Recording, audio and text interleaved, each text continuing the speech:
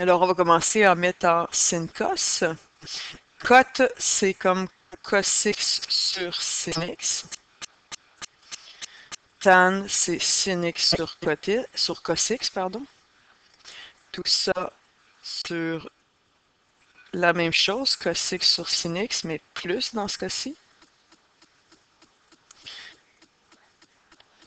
Et tout ça, c'est égal à, ça c'est déjà en cos. Okay. Donc, ici, on va mettre chacun, parce que là, on peut rien faire avec notre division. Nos termes sont séparés.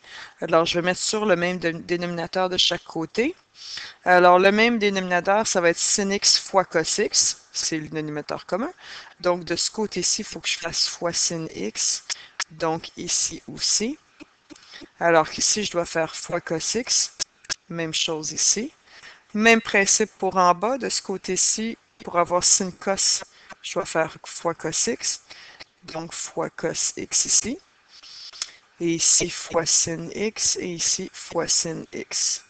Ce qui nous donne, alors le dénominateur commun, sin x, cos x. En haut ici, cos fois cos, cos carré de x. Moins sin carré de x. Et en bas, on va avoir cos carré de x plus sin carré de x sur sin x cos x. Et tout ça va égaler 2 cos carré de x moins 1. Alors, si on continue, on a une fraction qui divise une autre fraction. Alors, on va multiplier par l'inverse. Alors, cette fraction ici, on va la mettre de l'autre côté, on va la multiplier par celle-ci, mais de façon inverse.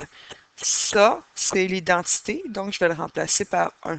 Je vais donc multiplier par sin x cos x sur 1, donc je peux le laisser comme ça, fois notre cos carré de x moins sin carré de x, et tout ça sur sin x cos x. Donc ça ici, c'était ma fraction d'en haut. Celle-là, c'est comme si c'était sur 1, c'était celle d'en bas qui a été inversée. Alors, je vais laisser de l'autre côté 2 cos carré de x moins 1. Alors maintenant, je peux simplifier les sin x cos x. Ils s'annulent parce qu'on a une multiplication, donc on peut. Il va nous rester cos carré de x moins sin carré de x. Comme je ne veux que des cos, je vais changer mon sin carré en cos. Alors, j'ai cos carré de x moins sin carré de x, c'est 1 moins cos carré de x, qui nous donne 2 cos carré de x moins 1. Alors, si je distribue, c'est comme si j'avais moins 1 multiplié par ma parenthèse, pardon. Alors, ça devient dans le fond plus moins ici. Et ici, ça va être un plus. Mon moins a été distribué, donc je prends l'opposé de chacun des termes, ce qui me fait cos carré de x plus cos carré de x moins 1.